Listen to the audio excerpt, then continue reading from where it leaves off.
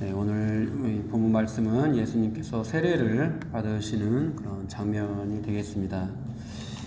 그런데 참 이상합니다. 왜냐하면 예수님께서 세례를 받으실 필요가 있느냐 하는 것 때문인데요.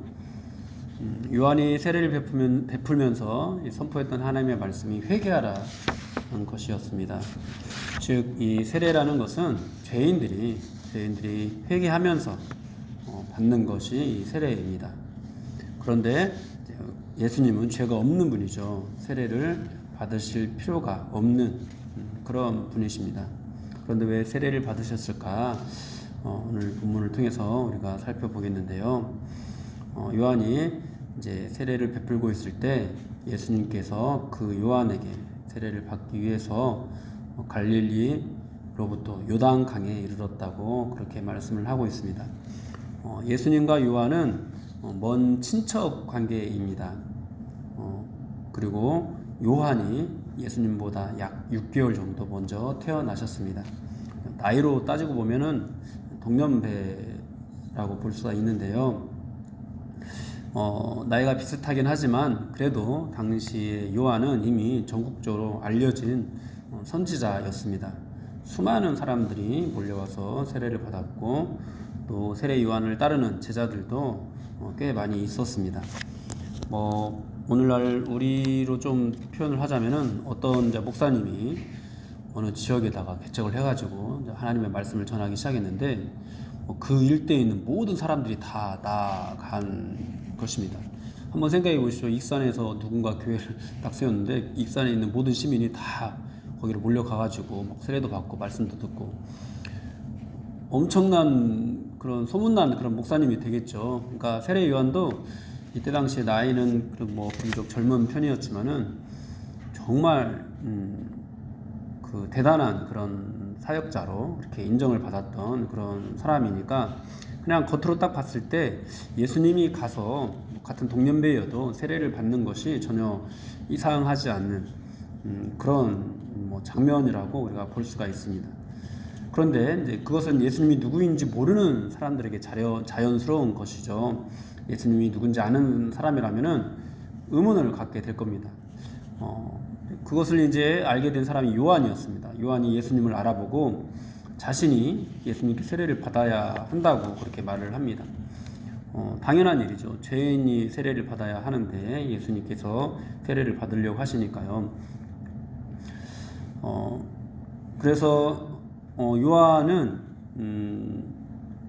예수님을 세례하는 것을 이제 거절을 하려고 했는데 그런데 예수님께서는 반드시 세례를 받으셔야 한다고 그렇게 말씀을 하십니다. 그 이유가 15절에서 보면은 모든 의를 이루는 것이 합당하니라 이렇게 말씀을 하고 있는데요. 세례를 받는다는 것은 예수님도 죄인들처럼 그렇게 낮아지시는 것을 의미하고 그리고 예수님께서 죄인처럼 낮아지는 것이 이제 인류를 구원하기 위한 이 모든 의가 이루어지는 일이라고 주님께서 말씀을 하고 있는 것이죠. 여러분, 예수님께서 이 땅에 오셔서 참 많은 기적들을 행하시고 또 그렇게 많은 사람들을 섬긴 것, 많은 사람들에게 정말 친절을 베풀고 사랑을 베푸신 것, 여러분 이것도 얼마나 대단한 일입니까? 그런데 그것으로는 하나님의 모든 의가 이루어지지 않는 것이죠. 예수님께서 하나님이신 예수님께서 친히 육신을 입고 이 땅에 오신 것 자체도 대단한데 육신을 입고 오신 것으로 끝나는 것이 아니라 그냥 죄인들처럼 세례 받는 자리까지 내려가는 것, 이것이 하나님의 모든 의를 이루는 것이라고 말씀을 하고 있습니다. 여러분, 그렇습니다. 이것이 이제 예수님의 겸손이기도 하고 또 이것이 반드시 있어야 하나님께서 예수님을 통해서 이루시고자 하는 이 구원이 완전해지게 됩니다. 완전하게 의롭게 됩니다. 완전하게 공정하게 됩니다. 공의가 훼손되지 않으면서 죄인인 인간을 구원할 수 있는 그 길이 열리게 됩니다. 그래서 예수님께서는 죄인 취급을 죄인처럼 낮아지셨을 뿐만 아니라 죄인처럼 그렇게 질고를 겪으시고 또 십자가에 죽으시기까지 했는데요. 로마서에서는 이 의를 이렇게 설명을 합니다. 율법이 육신으로 말미암아 연약하여 할 수 없는 그것을 하나님은 하시나니 곧 죄로 말미암아 자기 아들을 죄 있는 육신의 모양으로 보내어 육신의 죄를 정하사 육신을 따르지 않고 그 영을 따라 행하는 우리에게 율법의 요구가 이루어지게 하려 하심이니라. 사랑하는 여러분, 우리는 예수님께서 이루신 이 의로 말미암아서 의롭다함을 받았습니다. 그리고 이 의가 또 마땅히 우리가 행해야 하는 의이기도 합니다. 여러분, 우리가 의로워진다고 했을 때, 주님을 믿고 의로워진다고 했을 때 우리가 예수님을 잘 믿고 또 경건해지고 거룩한 삶을 살아가는 것, 여러분, 이것이 우리가 행해야 되는 의의 전부가 결코 아닙니다. 우리는 또 다른 죄인들을 위해서 기꺼이 죄인의 자리까지 내려갈 수 있어야 합니다. 죄인보다 낮아져서 죄인들을 섬길 수 있어야 합니다. 이 땅이 악해서 하나님께서 이 땅에 진노를 내리신다면은 이 죄에 대해서 그래 징계받아 마땅하다 이렇게 분노해야 하는 것이 아니라 나 자신도 마땅히 그 징계를 받아야 한다고 여기면서 징계를 받을 수 있는 그런 심정으로 우리가 죄인들을 섬길 수 있어야 합니다. 그 징계가 심지어 우리가 죽음을 당하게 되는 일이라도 그것을 감당할 수 있는 믿음을 달라고 기도할 수 있어야 되는 거죠. 히브리서 13장 17절을 보면은 그 말씀으로 인도하는 사람은 인도를 받는 사람들을 위해서 자신이 청산할 자인 것 같이 한다고 이렇게 말씀을 하고 있거든요. 그러니까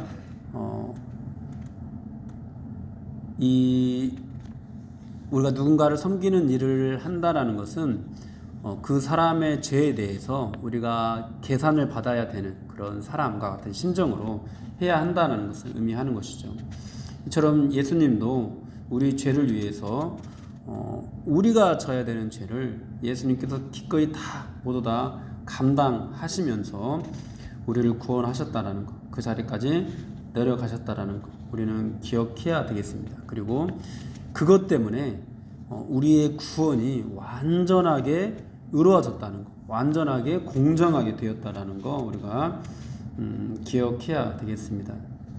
사랑하는 여러분, 우리가 누군가를 교회로 데려온다고 했을 때 참 어렵습니다. 그 일이 굉장히 어렵습니다. 그 일을 하기 위해서 우리는 친절을 베풀거나 또는 친분을 이용하거나 그렇게 합니다. 예수님도 이 땅에 오셔서 죄인들에게 그렇게 친절을 베푸셨습니다. 그러나 그것으로는 모든 의가 이루어져서 그들이 하나님께로 이르기까지 하기는 부족합니다.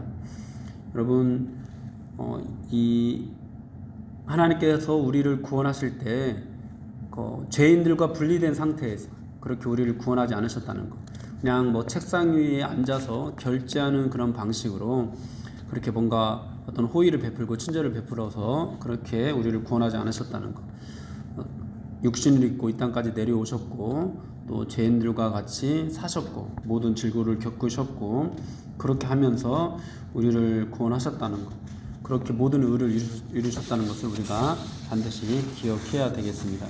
히브리서 2장 말씀을 보면 2장의 14절에서 18절까지 제가 한번 읽어보겠는데요. 자녀들은 혈과 육에 속하였으며 그도 또한 같은 모양으로 혈과 육을 함께 지니심은 죽음을 통하여 죽음의 세력을 잡은 자 곧 마귀를 멸하시며 또 죽기를 무서워함으로 한평생 매여 종로로 다는 모든 자들을 도와주려 하심이니 이는 확실히 천사들을 붙들어 주려 하심이 아니요 오직 아브라함의 자손을 붙들어 주려 하심이라. 그러므로 그가 범사의 형제들과 같이 되심이 마땅하도다.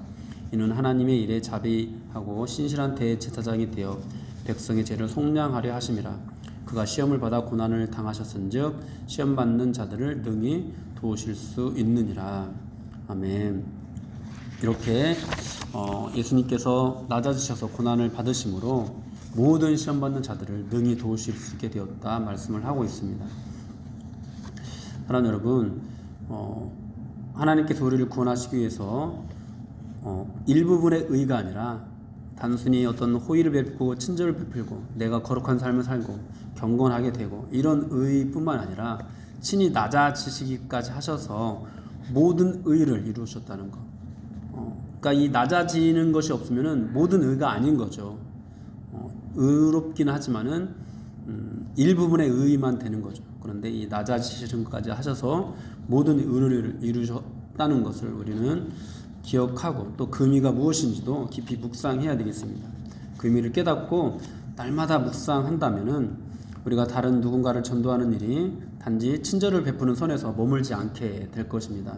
그리고 우리가 그렇게 예수님을 따라 모든 의를 이루는 삶을 살게 될 건데요. 그런 모든 의를 이루는 삶을 살 때 어떤 일이 일어나는가? 오늘 본문에서도 보면은 예수님께서 세례를 받으실 때 하늘이 열리고 성령이 비둘기같이 내려서 임했다고 말씀을 합니다. 그리고 하늘로부터 소리가 있어서 이는 내 사랑하는 아들이요 내 기뻐하는 자라 하시니라 이렇게 말씀을 하고 있습니다. 사랑하는 여러분, 우리도 예수님과 같이 이런 일들을 행할 때 우리 위에 하나님의 성령이 충만하게 임하게 될 줄로 믿습니다. 여러분, 우리가 이 모든 의를 이루는 삶을 살 때 친절을 베푸는 선에서 머무는 것이 아니라 그냥 나는 그냥 의롭고 그냥 죄인들은 그냥 놔두면서 분리된 상태에서 친절을 베풀고 호의를 베풀고 이러는 정도가 아니라 내가 정말 죄인처럼 낮아지는 것까지 그 의까지 이루게 된다면은 분명히 정말 성령 충만함이 우리 위에 이루어지게 될 겁니다. 뿐만 아니라 하나님께서 우리를 향하여서 내가 너를 기뻐한다. 네가 나의 사랑하는 아들이다. 네가 나의 사랑하는 딸이다. 라고 말씀하시는 그런 음성을 분명하게 들을 수 있게 될 겁니다. 여러분, 그렇게 예수님께서는 온 인류의 희망이 되어 주셨습니다. 우리도 그 의를 따라서 마땅히 온 세상의 희망이 되는 그런 교회가 되어야 하겠습니다. 오늘날 우리나라의 복음화도 어느 날 갑자기 기적처럼 이루어진 일이 결코 아닙니다. 모든 단계를 밟아서 그 모든 의가 이루어지는 그 과정을 겪었습니다. 그렇게 수많은 선교사님들이 그리고 믿음의 이 선배들의 피가 이 땅에 뿌려지고 나서야 이루어진 것이 우리나라 교회의 부흥입니다. 여러분, 지금 교회가 성장하게 된 이유, 그렇게 모든 의가 외국에서 미국에서 우리나라 와서 돕고 학교를 세우고 병원을 세우고 이 정도만 한 것이 아니라 선교사님들이 친히 우리처럼 되어서 우리와 같이 함께 하면서 하나님의 복음을 전했기 때문이라는 사실을 우리가 기억해야 되겠습니다. 그래서 우리가 이제 10년 뒤, 20년 뒤 이 땅의 교회를 위해서 우리도 모든 의를 이루는 삶을 살아야 하겠습니다. 하늘의 영광을 누리는 자리가 아니라 스스로 낮아지고 겸손해져서 죄인들과 같이 질고를 겪는 자리까지 스스로 내려갈 수 있어야 하겠습니다. 그 자리에 성령께서 임하시는 것이고 하나님께서 기뻐하는 그런 교회가 되는 것이고 또 하나님께서 이 교회를 향해서 내 사랑하는 아들이다, 내 사랑하는 딸이다 라고 분명하게 말씀을 할 것입니다. 이것이 진정한 그리스도인이다, 이런 음성이 들리게 되는 것이죠. 사랑하는 여러분, 그렇게 예수님과 같이 우리도 모든 의를 이루는 그런 삶으로 성령의 함께 하심과 하나님의 기뻐하심을 경험하는 그런 저와 여러분들이 되기를 주님의 이름으로 축원합니다.